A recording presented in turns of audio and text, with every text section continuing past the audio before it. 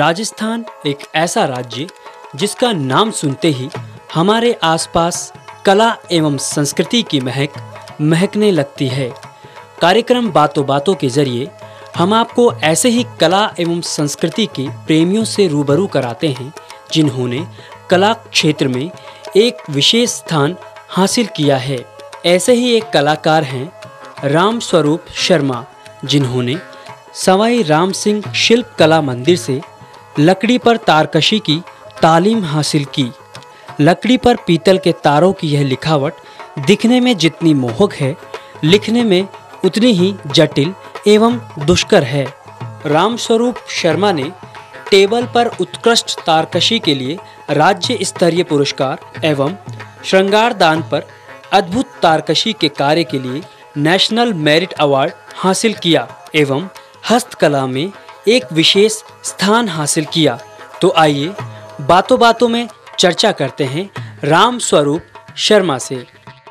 नमस्कार, मैं हूं रोहित जैन। कार्यक्रम बातों बातों में आपका स्वागत है।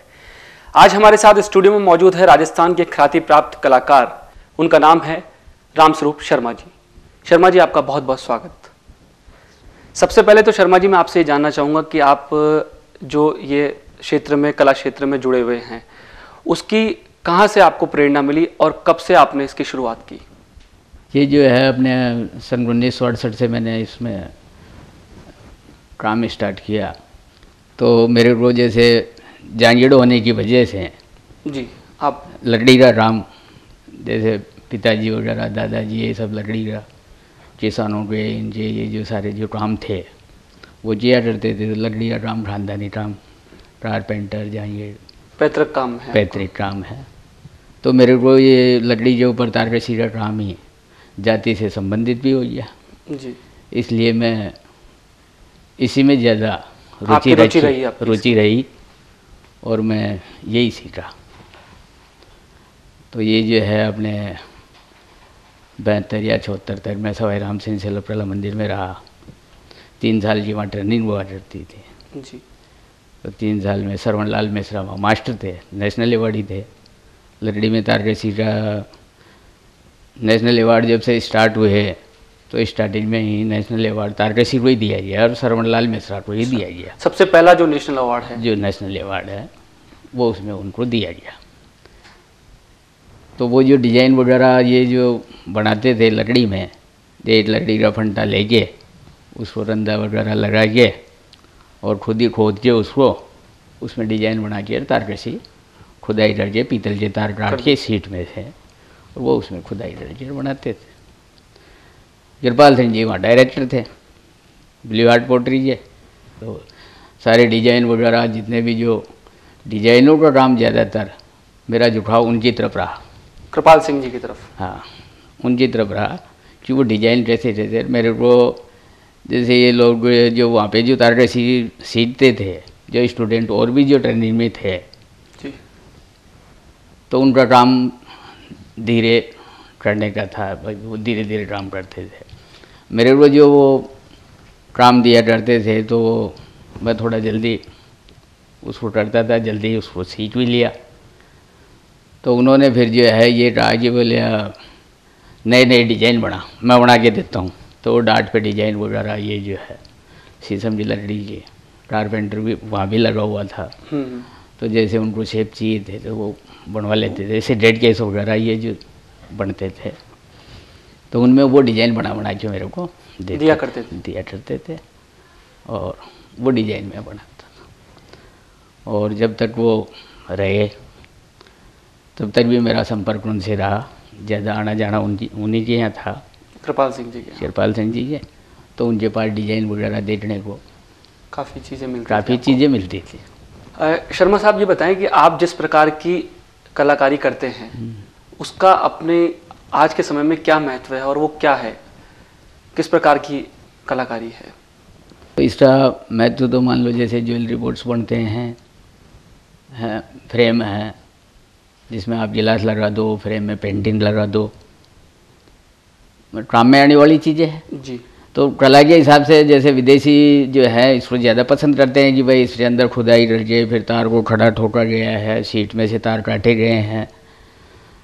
तो प्रला हैंडीक्राफ्ट से जो है मतलब उस प्रला के हिसाब से जो है महत्व तो है ही।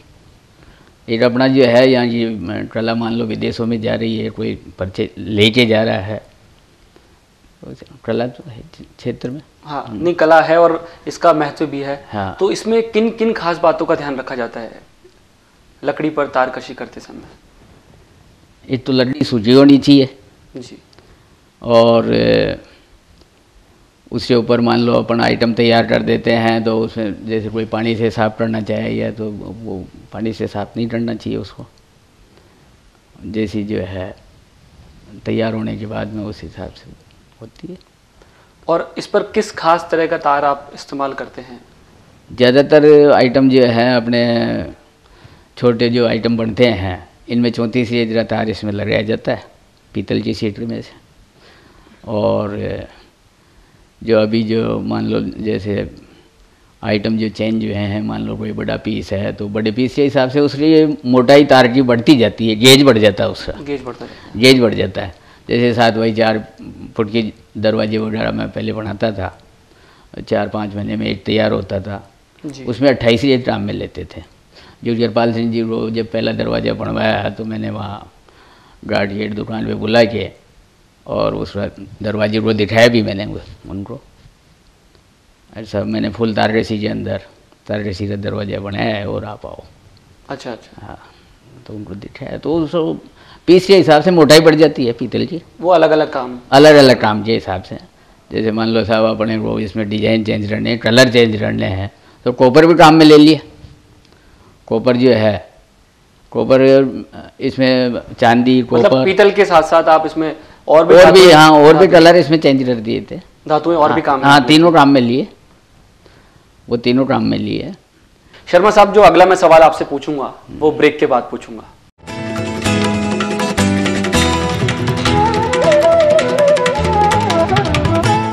एक लोकतांत्रिक व संवेदनशील सरकार के संकल्प के साथ 13 दिसंबर 2008 को मुख्यमंत्री अशोक गहलोत के नेतृत्व में गठित राजस्थान सरकार ने गत 3 वर्षों में 300 प्रमुख उपलब्धियां और निर्णय लेकर आमजन में एक नए विश्वास का संचार किया है। मुख्यमंत्री ग्रामीण बीपीएल आवास योजना के तहत 21 वर्षों से लंबित सूची को समाप्त कर बीपीएल परिवारों को 3 साल में 10 लाख पक्के मकान उपलब्ध कराए जाएंगे। शहरी गरीबों को ध्यान में रखते हुए शहरी क्षेत्रों में अफोर्डेबल हाउसिंग पॉलिसी बनाई गई। पॉलिसी के तहत राज्य के नगरीय निकायों के लिए वर्ष 2014 तक कुल 5 लाख आवास बनाए जाएंगे। प्रदेश में बीपीएल और स्टेट बीपीएल के 36 लाख परिवारों को 25 किलोग्राम गेहूं 2 रुपए की दर पर खाद्यान्न उपलब्ध कराने के लिए मुख्यमंत्री अन्न सुरक्षा योजना शुरू की गई है। प्रदेश में मातृ एवं शिशु मृत्यु दर में कमी लाने और संस्थागत प्रसव को बढ़ावा देने के उद्देश्य से केंद्र सरकार के सहयोग से राजस्थान जननी शिशु सुरक्षा योजना के अंतर्गत सभी गर्भवती महिलाओं को सभी दवाइयाँ, जांच, भोजन और परिवहन सुविधा निःशुल्क दी जा रही है। समाज के सभी व्यक्तियों को चिकित्सा सेवाएं प्रदान करने के उद्देश्य से मुख्यमंत्री निःशुल्क दवा योजना शुरू की गई। जनता के दिन प्रतिदिन के कामों को एक तय समय अवधि में पूरा करने के उद्देश्य से राजस्थान लोक सेवा गारंटी अधिनियम 2011 पूरे प्रदेश में लागू किया है। अधिनियम में आम जन से जुड़े विभागों की 53 विषयों की 108 सेवाओं को शामिल किया गया है। ये योजनाएं जहां सरकार और मुख्यमंत्री अशोक गहलोत की संवेदनशीलता को दर्शाती हैं, वहीं राजस्थान सरकार आम जन की सरकार के नारे की सार्थकता को भी सिद्ध करती है।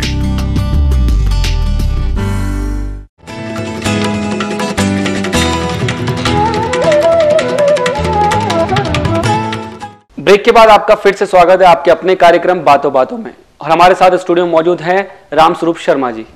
शर्मा साहब, ये बताएं, आपने ब्रेक से पहले बताया कि आपने कई अवार्ड जीते हैं, तो वो अवार्ड जीतने के बाद आज जब आपकी कलाकृति विदेशों में जाती है और आप देश विदेश में अपनी कला को दिखाते हैं, प्रस्तुत करते हैं, तो कैसा अनुभव आपको होता है?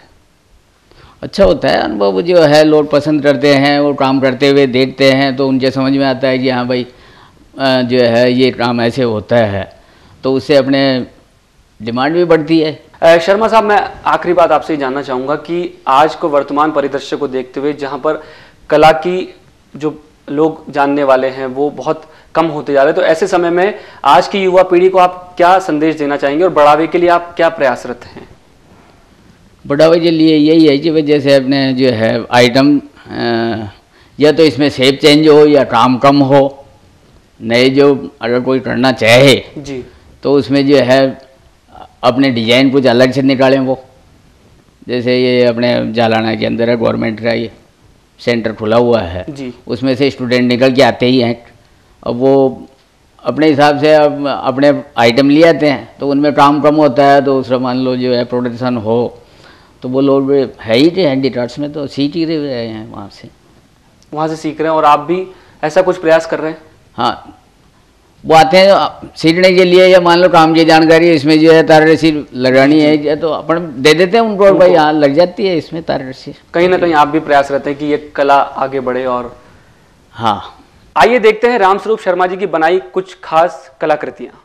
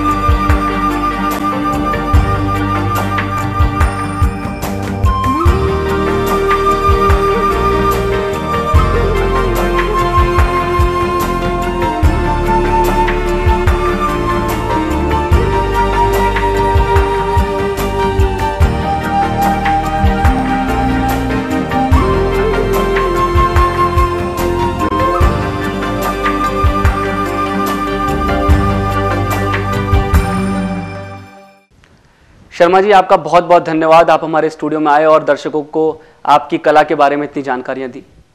तो ये थे राजस्थान के ख्याति प्राप्त लकड़ी पर तारकशी करने वाले कलाकार रामस्वरूप शर्मा जी। अगले एपिसोड में हम फिर हाजिर होंगे एक नई शख्सियत को लेकर, एक नए कलाकार को लेकर। तब तक के लिए दीजिए हमें इजाजत। नमस्कार।